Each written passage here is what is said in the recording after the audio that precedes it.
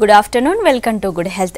Gastric, peptic, ulcer సమస్యలతో బాధపడుతున్నారా? ఇవి రావడానికి రీజన్స్ ఏంటి? వీటి సిమ్టమ్స్ ఏ విధంగా ఉంటాయి? అలాగే వీటికి హోమియోలో ఎలాంటి చికిత్స అందుబాటులో ఉందో తెలియజేయడానికి పాజిటివ్ హోమియోపతి నుండి డాక్టర్ శ్రీనాథ్ గారు ఉన్నారు. వారిని అడిగి మరిన్ని విషయాలు తెలుసుకుందాం. Hello doctor, good afternoon.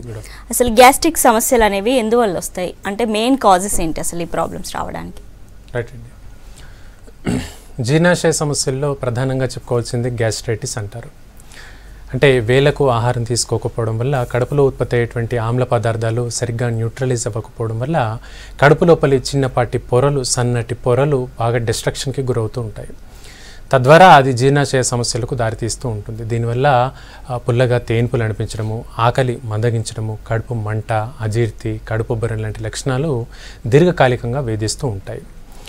ఇవి అంటే వేలకు ఆహారం తీసుకోకపోవడమే కాకుండా ఇతర కారణాల వల్ల కూడా ఉంటాయి. అవి ప్రధానంగా ఆల్కహాల్ ఎక్కువగా తీసుకునేటువంటి వ్యక్తులు, స్మోకింగ్ కంటిన్యూస్గా చేసేటువంటి వ్యక్తులు, నిద్ర సరిగ్గా లేకపోవడం వల్ల, లేదా కొన్ని రకాల మందులు ఎక్కువ కాలంగా వాడడం వల్ల. ఫర్ ఎగ్జాంపుల్ థైరాయిడ్ కానీ, డయాబెటీస్ కానీ, ఇలా ఇతర మాత్రలు వాడేటప్పుడు యాంటాసిడ్ మాత్ర కూడా చాలామంది వాడుతూ ఉంటారు. ఎందుకంటే ఆ మాత్రల ద్వారా అసిడిటీ సమస్య ఎక్కువగా అయ్యే అవకాశం ఉంది. కాబట్టి ఈ యాంటాసిడ్ మాత్రలు వేసుకోవడం వల్ల గ్యాస్ట్రిక్ సంబంధిత సమస్యలు చాలా వరకు కంట్రోల్లో ఉంటాయి.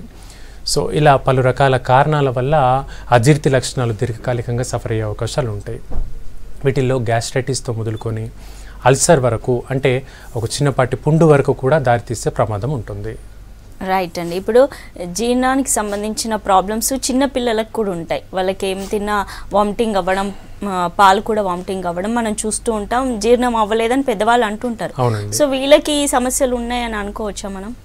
రైట్ అండి. సో ఈ గ్యాస్ట్రిక్ రిలేటెడ్ డిజార్డర్లో పీడియాట్రిక్ ఏజ్ గ్రూప్లో ప్రధానంగా చెప్పుకోవాల్సింది వామ్ ఇన్ఫెస్టేషన్. అంటే కడుపులో చిన్నపాటి నులి పురుగులు లాంటి లక్షణాలు ఎక్కువగా ఉన్నప్పుడు ఈ ప్రాబ్లం రావచ్చు. ఈ నులి పురుగులు కూడా, అంటే వామ్స్ అంటారు, ఇవి కూడా సహజంగా సిటీస్లో ఉంటూ చాలా హైజీన్ మెయింటైన్, శుభ్రత ఎక్కువగా మెయింటైన్ చేసేటువంటి వ్యక్తులు వాళ్ళ పిల్లలకు తక్కువగా ఉంటుంది.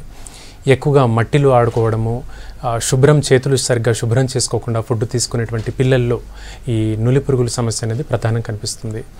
దీనివల్ల పిల్లల్లో కడుపు ఉబ్బరంగా ఉండడము, అలాగే ఆకలి మందగించడము, బరువు పెరగకపోవడము, జ్ఞాపక శక్తి తగ్గడము, యాక్టివిటీ కూడా బాగా డల్గా ఉండేటువంటి అవకాశాలు పిల్లల్లో ఈ వామ్ ఇన్ఫెస్టేషన్ వల్ల కనిపిస్తూ ఉంటాయి. ఓకే అండి, నిర్మల్ నుండి కాలర్ ఉన్నారు. హలో. హలో శంకర్ గారు, మీ క్వశ్చన్ అడగండి, డాక్టర్ ఉన్నారు. సార్ ఏం లేదు, చెప్పండి. సార్ ఏం లేదు, ఇడ్లీ తిన్నా గ్యాస్ అవుతుంది సార్, ఎందుకు? రైట్ అండి. ఎంతకాలంగా ఈ ప్రాబ్లం? 1 year అవుతుంది. రైట్ అండి. ఇది కాకుండా ఇంకేమైనా సమస్యలు ఉన్నాయా? ఏం లేదు, టిఫిన్ చేసిన మార్నింగ్ టిఫిన్ గ్యాస్ అవుతుంది. రైట్ అండి. గ్యాస్ అవుతుంది. రైట్. సో ఆహారం తీసుకునేటువంటి క్రమంలో మనం నోటిలో ఎక్కువగా గాలి కూడా పీల్చుకోవడం జరుగుతూ ఉంటాం. మనం ఫుడ్తో పాటుగా గాలి ఎక్కువగా వెళ్ళడం జరుగుతుంది. తద్వారా ఈ గ్యాస్ ట్రబుల్ రావడము, అలాగే తేన్పులు లాంటి లక్షణాలు రావచ్చు. అయితే సహజంగా డైజెషన్ ప్రాసెస్లో కొంతవరకు ఈ రిలీజ్ అవ్వడం అనేటువంటిది సహజం. వీటిలో గ్యాసెస్ పేరు స్కాటోల్ అండ్ ఇండోల్ అంటారు. ఇవి సహజంగా రిలీజ్ అవ్వడం ఉంటుంది. బట్ ఇది కాకుండా ఎక్కువ మందంలో ఉంటున్నప్పుడు టీ, కాఫీలు అధికంగా తీసుకునేటువంటి వ్యక్తులు, పాలు, దాని రిలేటెడ్ ప్రోడక్ట్స్ ఎక్కువగా తీసుకోవడం వల్ల, లేదా కూల్ డ్రింక్స్ ఎక్కువగా తీసుకోవడం వల్ల, స్ట్రాలు ఎక్కువగా వాడకం వల్ల గాలి అనేది కడుపులోకి ఎక్కువగా వెళ్తుంది. సో దీన్ని చాలా వరకు అవాయిడ్ చేసినట్లయితే మనకి ప్రాబ్లం తగ్గుతుంది. కొంతవరకు డైట్లో డైజెషన్కి ఉపకరించేటువంటి దానిమ్మ పళ్ళ వల్ల కూడా ఈ జీర్ణాశయ సమస్యలు తగ్గుతాయి. ఓకే అండి, నెక్స్ట్ కాలర్ ఉన్నారు. Hello madam. రాము గారు, మీ క్వశ్చన్ అడగండి. మేడం, ఇప్పుడు నాకు ఓమి టాబ్లెట్ వేసుకుంటున్నానండి 3 సంవత్సరాల నుండి. ఓకే సార్, ఒక 2 రోజులు బంద్ చేస్తే మళ్ళా మంట వస్తుంది కడుపులో. ఇది కాకుండా ఇంకేమైనా ప్రాబ్లం ఉందా? అది ఒకటే సార్, అప్పుడప్పుడు గ్యాస్ ట్రబుల్ వస్తుంది నాకు. రైట్. ఏంటి ప్రొఫెషన్? ఏం పని చేస్తావు? నేను వచ్చేసి కాంట్రాక్ట్ పని చేస్తా సార్. రైట్ అమ్మా, చెప్తాను దాని గురించి. ఇప్పుడు మీరు వాడేటువంటి మాత్రలు ఉమేస్ కావచ్చు, ఇతర మాత్రల వల్ల ఏంటంటే తాత్కాలికంగా ఆ గ్యాస్ట్రిక్ కంప్లైంట్ అనేది తగ్గుతుంది. అంటే ఆ మందు ప్రభావం ఉన్నటువంటి 3 to 6 అవర్స్ వరకు మాత్రం మీకు రిలీఫ్ అనేది ఉంటుంది. ఆ మెడిసిన్ యాక్షన్ అయిపోయిన తర్వాత మళ్ళీ మీకు గ్యాస్ట్రిక్ కంప్లైంట్స్ వచ్చేటువంటి అవకాశం ఉంటుంది. ఇలా మీరు 3 సంవత్సరాలుగా వాడుతూనే ఉంటారు. ఇదేం చేస్తుంది? కడుపు లోపల ఒక పొర పాడైందని చెప్పుకున్నాం మనం. ఆ పొరను టెంపరీగా తాత్కాలికంగా నిలిపించేందుకు హెల్ప్ అవుతుంది. సో ఇలా రిపీటెడ్గా మందులు వాడకం వల్ల కూడా ఇతర కాంప్లికేషన్స్ వచ్చే అవకాశం ఉంది. మీరు హోమియోలో ఒకసారి ట్రై చేయండి. కొంతకాలం పాటు మందులు వాడినట్లయితే ఈ ప్రాబ్లం సంపూర్ణంగా తగ్గుతుంది. ఓకే అండి, కరీంనగర్ నుండి కాలర్ ఉన్నారు. Hello hello hello Jagan Reddy గారు, చెప్పండి మీ ప్రాబ్లం చెప్పండి. మేడం, నాకు సార్తో మాట్లాడతాను మేడం. మాట్లాడండి. చెప్పండి జగన్ గారు. సార్, నాకు 6 సంవత్సరాల నుంచి గ్యాస్ట్రిక్ ప్రాబ్లం ఉంది సార్. ఓకే సార్, ఇది మామూలుగా నేను ప్యాన్డీ టాబ్లెట్ వాడుతున్నాను సార్. ఓకే. టాబ్లెట్ బంద్ చేసిన తర్వాత మామూలుగా ఏమన్నా నాన్ వెజ్ కానీ మామూలుగా పడని వస్తువులు తింటే నాకు తర్వాత ఒక 3-4 డేస్ బీపీ పెరుగుతుంది సార్. ఓకే. మళ్ళీ టాబ్లెట్ స్టార్ట్ చేసిన తర్వాత నార్మల్ కి వస్తుంది. ఓకే. ఇంకొకటి ఏంటంటే సార్, ఈ తిన్న తర్వాత గ్యాస్ ఫామ్ అయ్యి చెస్ట్ లో పెయిన్ వస్తుంది, బ్యాక్ సైడ్ లో పెయిన్ వస్తుంది. అది దానికోసం హోమియోలో ఏమన్నా మెడిసిన్ ఉందా, అది వాడితే తొందరగా? తప్పకుండా. మీ బరువు ఎంత అండి? నా వెయిట్ సార్ 75 kgs సార్. 32 years సార్ నా వెయిట్. బీపీ పెరుగుతుంది అన్నారు. లాస్ట్ రీడింగ్ ఎంత ఉందండి సార్? అంటే ఈ ప్రాబ్లం వచ్చినప్పుడు 140, 130 ఉంది సార్. మామూలు డేస్ లో 120 ఉంటుంది. రైట్. బీపీ రిలేటెడ్ ఏమైనా టాబ్లెట్స్ వాడుతున్నారా? లేదు సార్, టాబ్లెట్ ఏం వాడట్లేదు. రెగ్యులర్ చెకప్ చేయించుకుంటున్నాను. ఓన్లీ గ్యాస్ట్రిక్ ప్రాబ్లం ఉన్నప్పుడే బీపీ రేజ్ అవుతుంది. తర్వాత మళ్ళీ టాబ్లెట్ వాడిన తర్వాత నార్మల్ వచ్చేస్తుంది. రైట్ అండి, దాని గురించి చెప్తాను. సో బీపీ కొన్ని సందర్భాల్లో పెరుగుతుంది, మళ్ళీ కొన్ని టైమ్స్లో తగ్గుతుంది. దీన్ని ఎసెన్షియల్ హైపర్ టెన్షన్ అంటారు. అంటే టెండెన్సీ ఉండేటువంటి వ్యక్తులకు ఎసెన్షియల్ హైపర్ టెన్షన్ అంటారు. మీ ఫ్యామిలీ హిస్టరీలో కావచ్చు, మీరు చేసే వర్క్ ప్రొఫైల్ వల్ల కానీ మీకు బీపీ వచ్చే సూచనలు అధికంగా ఉన్నాయి. అందుకే ఇలా హెచ్చు తగ్గులు అవుతూ ఉంటుంది. రెండో విషయం, గ్యాస్ట్రిక్ రిలేటెడ్ సమస్యకు బీపీకి ఎటువంటి సంబంధము లేదు. సో ఇలా అజీర్తికి లోనైనప్పుడు మానసికంగా కొంచెం టెన్షన్గా ఉండడం, ఛాతీలో మంట, నొప్పి లాంటి లక్షణాలు ఉండడం వల్ల అది ఇతర రక్తనాళాల గుండా హార్ట్ పైన ప్రెషర్ చూపించి మీకు బీపీ అనేది పెరుగుతుంది. సో బరువు కొంత తగ్గించేందుకు లైక్ ఏదైనా మానిటరింగ్ చేసుకోండి. ఎక్సర్సైజ్ కావచ్చు, ఫిజికల్ యాక్టివిటీ కొంత పెంచండి. అండ్ బీపీకి కొంచెం కంట్రోల్లో ఉంచేందుకు ఉప్పు కానీ అలాగే పికిల్స్ వాడకం కానీ బాగా తగ్గించండి. కొంతకాలం పాటు లైక్ ఫిజికల్ యాక్టివిటీ పెంచుతూ హోమియోపతి మందులు వాడండి. ఈ ప్రాబ్లం తగ్గుతుంది. ఓకే అండి, అసలు పెప్టిక్ ప్రాబ్లం అంటే ఏంటి, ఎవరికి వస్తుంది ఇది? అలాగే అసలు గ్యాస్ట్రిక్ ప్రాబ్లమ్స్ అనేవి ఏజ్ ఫ్యాక్టర్ ఏమైనా ఉంటుందా, పర్టికులర్గా ఈ ఏజ్ గ్రూప్ వాళ్ళకి వస్తుంది అనేది? రైట్ అండి. పెప్టిక్ కంప్లైంట్స్ని అక్యూట్ పెప్టిక్ డిజార్డర్స్ అంటారు. అంటే జీర్ణాశయంలో కింది భాగంలో, అంటే ఈ నాళం లైక్ ఈసోఫేగస్ అంటారు. ఆ ఈసోఫేగస్ అనే నాళం కాకుండా కింది భాగంలో వచ్చేటువంటి లక్షణాలని పెప్టిక్ డిజార్డర్స్ అంటారు. వీటిల్లో కూడా లైక్ పెప్టిక్ డిజార్డర్లో ప్రధానంగా మనం ఫుడ్ తీసుకున్న తర్వాత కడుపు నొప్పి ఎక్కువగా ఉంటుంది. దాన్ని గ్యాస్ట్రిక్ అల్సర్ అని అంటారు. ఫుడ్ తీసుకున్న తర్వాత నొప్పి బాగా తగ్గిపోతుంది. దాన్ని డియోడినల్ అల్సర్ అంటారు. అంటే పేగులో ఏ భాగంలో పుండు అయింది అనే డాక్టర్కి ఒకలాగా హింట్ ఇచ్చేందుకు ఇది హెల్ప్ అవుతుంటుంది. ఈ 2 లక్షణాలు బేస్ చేసుకుంటే దాన్ని పెప్టిక్ డిజార్డర్స్ అంటారు. ఇవి కొంతవరకు సైకోసోమాటిక్ ఆరిజిన్లో కూడా ఉంటాయి. అంటే మానసికంగా ఆందోళన ఎక్కువగా చెందేటువంటి వ్యక్తులకు, యాంగ్జైటీ, ఇతర మందులు, షిజోఫ్రెనియా, అల్జీమర్స్ డిసీజ్, ఇలా ఇతర మానసిక సమస్యలతో సఫర్ అయ్యేటువంటి వ్యక్తులకు కూడా ఈ పెప్టిక్ డిజార్డర్స్ వచ్చే అవకాశాలు ఎక్కువగా ఉంటాయి. ఓకే అండి, కాలర్ ఉన్నారు, మాట్లాడదాం. హలో హలో, నమస్తే మేడం. నమస్తే అండి, కృష్ణ గారు, మీ క్వశ్చన్ అడగండి. డాక్టర్ ఉన్నారు. నమస్తే డాక్టర్. నమస్తే అండి, చెప్పండి. సార్, నాది బాగా స్టమక్ లో గ్యాస్, నేను బాగా ఇబ్బంది పడుతుంది సార్. ఓకే. అది ఎలాగంటే మామూలుగా నోట్ పాస్ గ్యాస్ మామూలు, నాకైతే పాయు ద్వారా చాలా ఇబ్బంది పడుతుంది సార్. అది రైట్ అండి. ఏజ్ ఎంత? నాది 27 సార్. 27. ఇది కాకుండా ఇంకేమైనా ప్రాబ్లమ్స్ ఉన్నాయా? ఇంకేం ప్రాబ్లమ్స్ ఏం లేదు సార్. డాక్టర్ని ఏమైనా కలిసారా ఇంతకు ముందు? Problem gas problem. రైట్. డాక్టర్ని ఏమైనా కలిసారా ఇంతకు ముందు? నేను ఎవరిని ఇంకా కన్సల్ట్ అవ్వలేదు సార్. ఫస్ట్ టైం మిమ్మల్ని కన్సల్ట్ అయ్యాను. బరువు ఎంత ఉంటారు సుమారుగా? 72 ఉన్నాను సార్. రైట్. ప్రొఫెషన్ ఎటువంటిది మీది? నేను ఇప్పుడు సెక్యూరిటీలో చేస్తూ ఉంటాను సార్, సూపర్వైజర్. రైట్ అండి. సో జనరల్గా 30 సంవత్సరాల ఏజ్ గ్రూప్లో జనరల్గా ఈ లక్షణం రావడానికి ప్రధానంగా 40 ఏళ్ళు దాటిన తర్వాత మిడిల్ ఏజ్ గ్రూప్లో ఈ లక్షణాన్ని ఎక్కువగా చూస్తాము. ఎందుకంటే 40 ఏజ్ గ్రూప్ దాటిన తర్వాత జీర్ణశక్తి సహజంగానే కొంత తగ్గేందుకు అవకాశాలు ఉంటాయి. మనం తీసుకునేటువంటి డైట్ ఇర్రెగ్యులర్గా ఉండడం వల్ల కావచ్చు, లైక్ తీసుకునేటువంటి ఆహారంలో మసాలా ఇంటేక్ ఎక్కువగా ఉండడం వల్ల కావచ్చు, ఈ ప్రాబ్లమ్స్ వస్తూ ఉంటాయి. దట్టు ఇండియన్ ఆరిజిన్లో ఎక్కువగా గ్యాస్ట్రిక్ కంప్లైంట్స్ అనేవి వస్తాయి.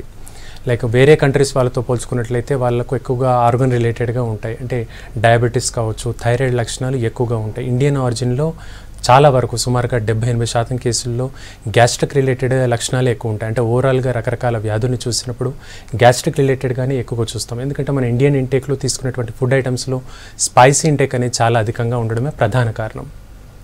సో మీరు ఈ కంటెంట్ని కంట్రోల్ చేసుకోండి, ప్రాబ్లం తగ్గుతుంది. రైట్ అండి. ఇప్పుడు అల్సర్స్ చాలా మందికి యంగర్స్కి ఎక్కువగా అల్సర్స్ ఫామ్ అయినాయి అని అంటుంటారు. సో ఎందుకు, రీజన్ ఏంటి అసలు అల్సర్స్ ఫామ్ అవ్వడానికి? రైట్ అండి. ఎంగేజ్ గ్రూప్లో సుమారుగా అరౌండ్ 30 సంవత్సరాల్లోపు వచ్చేటువంటి లక్షణాల్లో అల్సరేటివ్ కోలైటిస్ గురించి చెప్పుకోవచ్చు. అంటే ఈ కోలైటిస్ అంటే పెద్ద పేగు వాపుకు గురవడం, పెద్ద పేగు ఇన్ఫెక్షన్కి గురవడం, తద్వారా అది బాగా స్వెల్లింగ్కి గురయ్యి కంప్లీట్ రెడ్గా మారడము, దాని ఫంక్షనింగ్ అనేది కూడా పనితీరు సరిగ్గా లేకపోవడం అనేది అల్సరేటివ్ కోలైటిస్ లక్షణాల్లో చూడవచ్చు. ఇవి అధికంగా మందులు వాడకం వల్ల, నిద్ర సరిగ్గా లేకపోవడం వల్ల, ఎక్కువగా స్మోకింగ్, పొగాకు నమిలేటువంటి వ్యక్తుల్లో ఈ గ్యాస్ట్రిక్ రిలేటెడ్గా వచ్చే అల్సరేటివ్ కోలైటిస్ అనే సమస్య చాలా ఎక్కువగా కనిపిస్తుంది. సో ఆ ఇంటేక్ ఉండేటువంటి వ్యక్తులు చాలా జాగ్రత్త పడాలి. ఓకే అండి, కాలర్ ఉన్నారు, మాట్లాడదాం. హలో హలో అరుణ గారు, మీ క్వశ్చన్ అడగండి. అది నాకు ఒక 6 months నుంచి అండి మామూలుగా మటన్ ఎక్కువ తిన్నాక మొత్తం అంతా పట్టేసిందండి.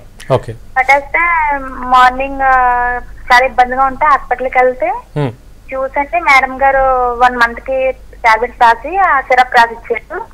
అవి వాడాక తగ్గింది, కానీ మధ్య మధ్యలో మళ్ళీ అలాగే పట్టేస్తుందండి. పట్టేస్తే కూడా అలాగే ఉంటుందండి. అది గ్యాస్ట్రిక్ అంటారా? ఏజ్ ఎంత అనేది?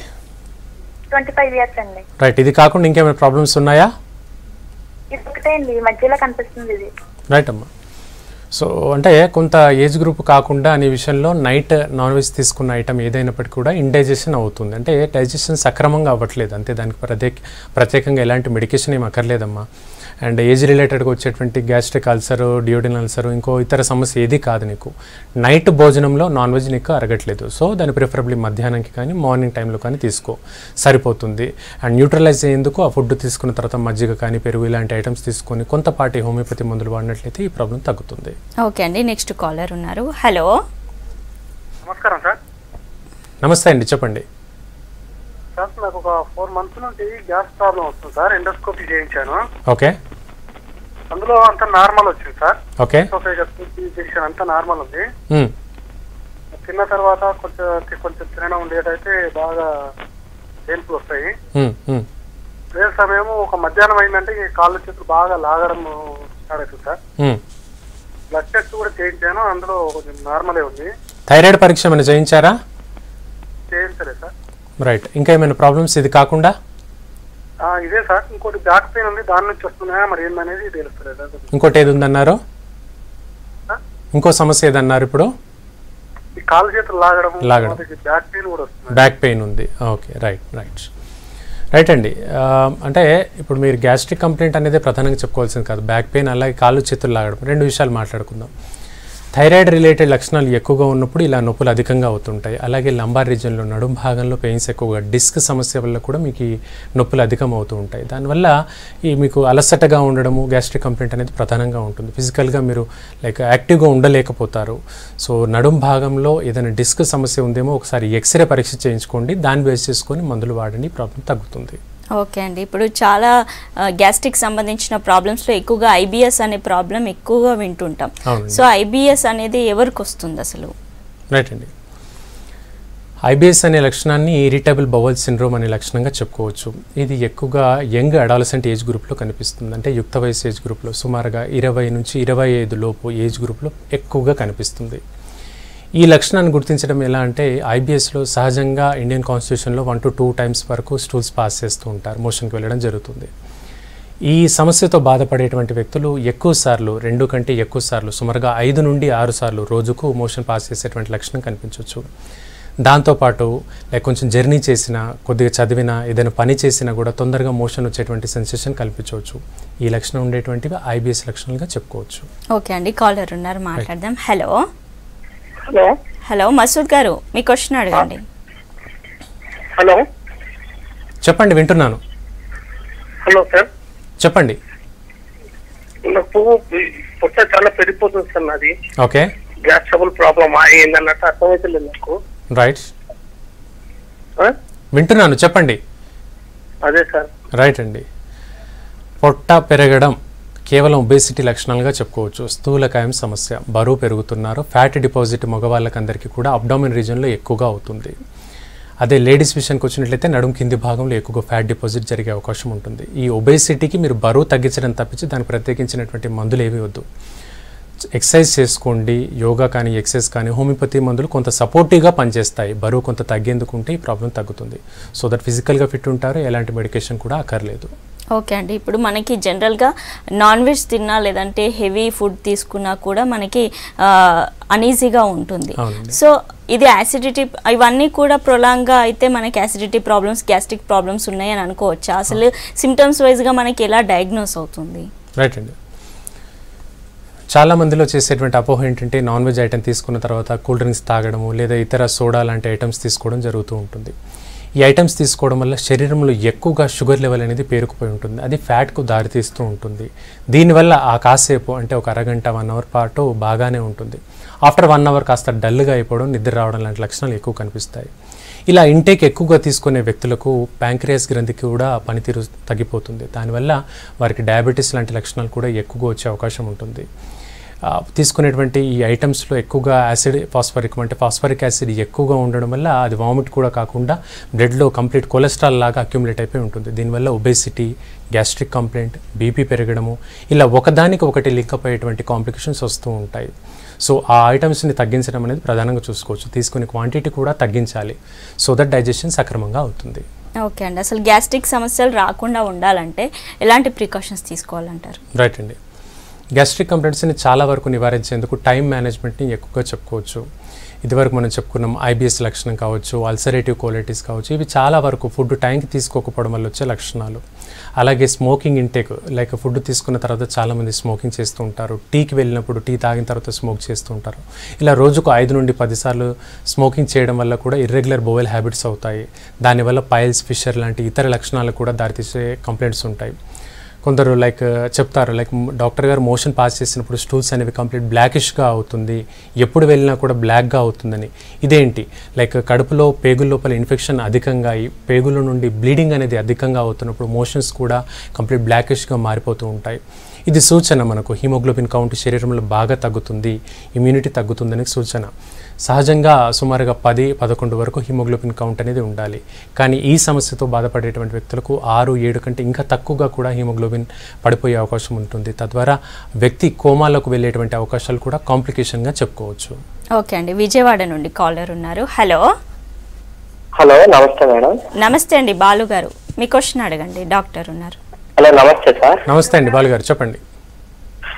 అంటే నాకు గ్యాస్ ప్రాబ్లం కనీసం 4 సంవత్సరాల నుంచి ఉందండి. ఓకే. ఏజ్ వచ్చి 26 అండి. ఓకే. అన్నం తిన్నాక నుంచి కడుపు ఉబ్బరంగా ఉండడం, మోషన్ తిన్నా సరే నోటంతా నీళ్ళలాగా వస్తుందండి. ఓకే. ఓకే. బ్యాక్ పెయిన్ అండి. రైట్.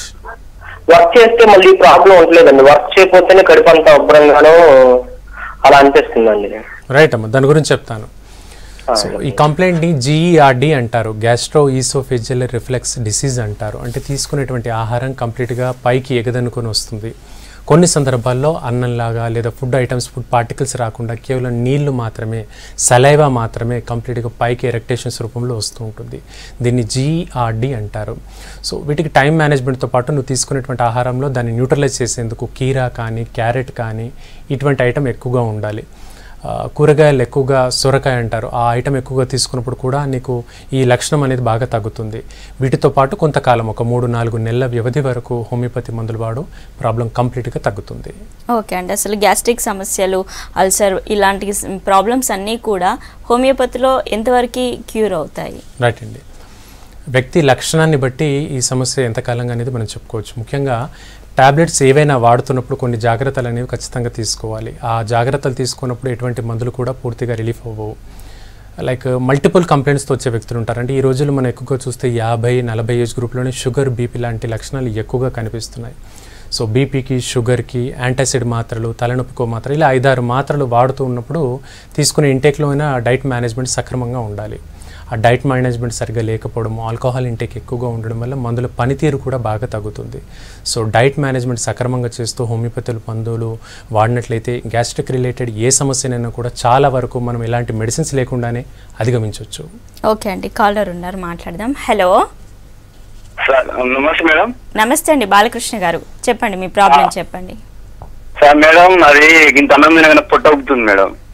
ఓకే, రైట్ అమ్మా. అది కాకుండా అయితే అన్నం తినలేకపోతున్నా మేడం కొంచెం.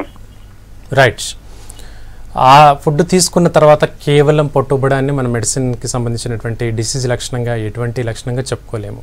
తీసుకున్నటువంటి ఆహారము ఆ తర్వాత దానివల్ల వచ్చేటువంటి మార్పులను బట్టే ఏదైనా గ్యాస్ట్రిక్ రిలేటెడ్ కంప్లైంట్గా చెప్పుకోవచ్చు. కేవలం పొట్టుబుతుందంటే అది ఒబేసిటీ మాత్రమే. బరువు తగ్గేందుకు ప్రయత్నించండి. తీసుకునేటువంటి వాటిల్లో మసాలా కానీ, నూనె, వేపుళ్ళు, చిరుతిళ్ళు, బేకరీ ఐటమ్స్ చాలా వరకు తగ్గించండి, సరిపోతుంది. ఓకే అండి, ఇప్పుడు గ్యాస్ట్రిక్ ప్రాబ్లమ్స్ ఉన్న వాళ్ళు అసలు ఎలాంటి ప్రికాషన్స్ తీసుకోవాలి? సమ్మర్లో ఎక్కువగా మనకి డైజెషన్ ప్రాబ్లమ్స్ అనేవి చాలా మందిలో కనబడుతూ ఉంటాయి, రకరకాల ప్రాబ్లమ్స్. సో ఎలాంటి ప్రికాషన్స్ తీసుకోవాలంటారు? రైట్ అండి, గ్యాస్ట్రిక్ సమస్యతో పాటుగా డయేరియా లాంటి లక్షణాలు, అమీబియాసిస్ లాంటి లక్షణాలు ఎక్కువగా వస్తుంటాయి. ముఖ్యంగా లైక్ సమ్మర్ అప్రోచ్ అయినప్పుడు ఎక్కడ పడితే అక్కడ వాటర్ తీసుకోవడము, ఆ వాటర్ కూడా సరిగ్గా శుద్ధి లేనటువంటి వాటర్ని తీసుకోవడం వల్ల, ఇంప్యూర్ వాటర్ ఉండడం వల్ల వాటిల్లో పలు రకాల బ్యాక్టీరియా కానీ వైరస్ కానీ ఎక్కువగా ఉంటుంది. ఎగ్జాంపుల్ టైఫాయిడ్ విషయానికి వద్దాం. టైఫాయిడ్ ఒక రోగి తీసుకున్నటువంటి వాటర్, అదే వాటర్ని ఇంకొక వ్యక్తి తీసుకున్నప్పుడు ఒకరి నుంచి ఒకరికి ఈజీగా స్ప్రెడ్ అయ్యేటువంటి డిసీజ్ అనేది టైఫాయిడ్ కానీ, కలరా కానీ ఇలా చాలా తొందరగా స్ప్రెడ్ అవుతూ ఉంటాయి. సో వాటర్ ఇంటేక్ అలాగే ఫుడ్ ఇంటేక్ సక్రమంగా ఉండాలి. ఎక్కడ పడితే అక్కడ ఫుడ్ తీసుకోవడం లాంటి లక్షణాలు చాలా వరకు తగ్గిస్తే అమీబియాసిస్ లక్షణాన్ని మనం అమీబిక్ డిసెంట్రీ అంటారు. అంటే మోషన్ పాస్ చేసినప్పుడు మోషన్తో పాటుగా బ్లీడింగ్ అధికంగా అవుతుంది. ఇది చాలామంది పైల్స్ లక్షణంగా భావిస్తారు. కానీ పైల్స్ లక్షణాల్లో విపరీతంగా మంట అండ్ స్పర్టింగ్ ఆఫ్ బ్లడ్, కంటిన్యూస్గా చల్లినట్టుగా బ్లడ్ ఉంటుంది. వేరస్ ఈ కండిషన్లో కేవలం బొట్లుగా మాత్రమే బ్లీడింగ్ అవుతుంది. ఓకే అండి, ఇప్పుడు జనరల్గా గ్యాస్ట్రిక్ ప్రాబ్లమ్స్ అనగానే ఏదో సింపుల్ ట్యాబ్లెట్ వేసుకొని ఊరుకుంటారు కొంతమంది. అప్పటివరకు టెంపరీ రిలీఫ్ కోసం చూస్తూ ఉంటారు చాలామంది, లేదంటే వేరే ట్రీట్మెంట్కు వెళ్తుంటారు. సో హోమియోపతి ఇంకా వేరే ట్రీట్మెంట్ రెండు కూడా తీసుకోవచ్చా ఒకే టైంలో? రైట్ అండి, ఏ రకమైన గ్యాస్ట్రిక్ కంప్లైంట్స్ అయినా నెల నుండి 3 నెలల వ్యవధి వరకు కంటిన్యూస్గా ఉన్నాయి, అవి తగ్గట్లేదు, మాత్ర వాడినప్పుడు తగ్గుతుంది, మళ్ళీ యాజిటీస్ అవుతుంది, మాత్ర వాడని రోజున యాజిటీస్ అవుతుంది, ఈ లక్షణం ఉన్నట్లయితే అది గ్యాస్ట్రిక్ రిలేటెడ్ లక్షణంగా మనం చెప్పుకోవచ్చు. దాంట్లో అల్సర్ కావచ్చు, జీఈఆర్డీ కావచ్చు, లేదా పెద్ద పేగుకు సంబంధించిన పూత కావచ్చు, ఎల్డర్లీ ఏజ్ 70-80 ఏజ్ గ్రూప్ వాళ్ళకు ఈ విధంగా లక్షణాలు ఉంటున్నాయి అంటే అది క్యాన్సర్కి కూడా దారితీసేటువంటి ప్రమాదం ఉంటుంది. అందుకని డాక్టర్స్ ఈ లక్షణం పెద్ద ఏజ్లో ఉన్నట్లయితే ఎండోస్కోపీ కానీ కొలోనోస్కోపీ కానీ పరీక్ష చేయిస్తారు. అందులో ఏమైనా చిన్నపాటి కణితి ఏదైనా ఒక ట్యూమర్ అడ్డుపడుతుందా, ఆ ట్యూమర్ వల్ల బ్లీడింగ్ అవుతుందా, ఆకలి మందగిస్తుందా అనేటువంటి లక్షణాలు చూస్తారు. సో ఈ లక్షణాలు 3 to 6 months వ్యవధిలో ఉన్నట్లయితే ఎండోస్కోపీ, కొలోనోస్కోపీ పరీక్షలు చేయించుకోవడము, బేరియం మీల్ పరీక్ష చేయించుకున్నట్లయితే కాంప్లికేషన్స్ని మనం నివారించుకోవచ్చు. రైట్ అండి, అసలు ఈ ప్రాబ్లమ్స్ ఉన్న వాళ్ళకి డైట్ అనేది చాలా ఇంపార్టెంట్. సో నాన్ వెజ్ వీళ్ళు కంప్లీట్గా అవాయిడ్ చేయాలా, లేదంటే టెంపరీ అవాయిడ్ చేస్తే సరిపోతుందా? అసలు ఏమేమి డైట్ ఫాలో అవ్వాలి? రైట్ అండి, ఈ లక్షణాలతో బాధపడేటువంటి వ్యక్తులు చాలా వరకు తీసుకోవడంలో అవాయిడ్ చేయాల్సినవి కూల్ డ్రింక్స్, అలాగే సోడా ఐటమ్స్, బేకరీ ఐటమ్స్ని చాలా వరకు తగ్గించాలి. నాన్ వెజ్ కూడా లిమిటెడ్గా లైక్ ఎవ్రీ వారానికి ఒక 2 నుంచి 3 సార్లు ఇంటేక్ వరకు తీసుకోవాలి. కంటిన్యూటీ అనేది బాగా తగ్గించినట్లయితే ఈ సమస్య తగ్గుతుంది. వేళకు నిద్రపోవడం, రోజు కొంత డ్రై ఫ్రూట్స్ తీసుకోవడం, నీళ్లు అధికంగా తాగడం, అలవాట్లను తగ్గించుకోవడం లైక్ స్మోకింగ్ కానీ, ఆల్కహాల్ కానీ ఇలా ఇతర అలవాట్లు ఏవైనా ఉన్నట్లయితే వాటిని తగ్గించుకోవడం చేస్తున్నట్లయితే ఈ ఆల్కహాల్ రిలేటెడ్ సిర్రోసిస్ అంటే లివర్ డ్యామేజ్ లాంటి కాంప్లికేషన్స్ని కూడా మనం నివారించుకోవచ్చు. ఓకే అండి, నెక్స్ట్ కాలర్ ఉన్నారు. హలో హలో అండి. హలో భాష గారు, చెప్పండి మీ క్వశ్చన్ అడగండి. నమస్తే అండి, నా పేరు బాగా సంగారెడ్డి అండి. చెప్పండి. హలో. రైట్ అండి, చెప్పండి. ఏజ్ వచ్చేసి 42 అండి. రైట్ అండి. ఏజ్ వచ్చేసి 42. రైట్, వింటున్నాను, చెప్పండి. ఏజ్ వచ్చి 42 అండి. నాకు గ్యాస్ట్రిక్ వచ్చిందండి. ఓకే. సికింద్రాబాద్ స్టార్ హోమియోపతిలో కూడా మందులు వాడాను. రైట్ అండి. మంత్స్ వాడాను. రైట్ అండి. ఏమాత్రం తగ్గలేదు. అలా కాదు, మీ లక్షణాలు ఏమున్నాయో చెప్పండి ఒకసారి. మీ లక్షణాలు, ఇబ్బందులు ఏమున్నాయో చెప్పండి. లక్షణాలు ఎలా అంటే స్వీట్ తిన్నా పడదండి. ఓకే. ప్లస్ ఎర్లీ మార్నింగ్ పుల్లటి వాటర్ వచ్చేస్తుందండి మనం వాష్ చేసినప్పుడు. ఓకే. ఏదన్నా ఫుడ్ ఇంకా స్వీట్ అలాంటివి తిన్నప్పుడు, పెరుగు అలాంటివి తిన్నప్పుడు ఎమ్మటే కొంచెం ఒక 1 hour 2 hours తర్వాత అవి ఎట్లా అంటే ఒక టైప్ లో వచ్చేస్తుంది బయటికి. రైట్ అండి. ఉదయం పూట వాటర్ ఎక్కువ తాగినా గానీ వాటర్ ఒక 4 glasses 2 glasses 3 glasses అలా తాగినప్పుడు ఆ వాటర్ కూడా 1 hour తర్వాత మళ్ళీ వాటర్ వచ్చేస్తుంది బయటికి. రైట్ అండి. రైట్. అంతేనా, ఇంకేమైనా డౌట్స్ ఉన్నాయా? అంతే అండి. రైట్ అండి. సో మార్నింగ్ అవర్స్లో చాలామంది ముందు నుంచి ఉన్నటువంటి అలవాటు ఏంటంటే ఎక్కువ వాటర్ తీసుకోవడం చూస్తుంటారు. అలా బలవంతంగా ఎక్కువగా వాటర్ తీసుకున్నప్పుడు అది ఖచ్చితంగా బయటకు వస్తుంది. మీకు దాహం ఎంత అవుతుంది మార్నింగ్ అవర్స్లో, మీకు ఎంత దాహం అవుతుంది, హాఫ్ గ్లాసా ఫుల్ గ్లాసా, అంతవరకే చాలు.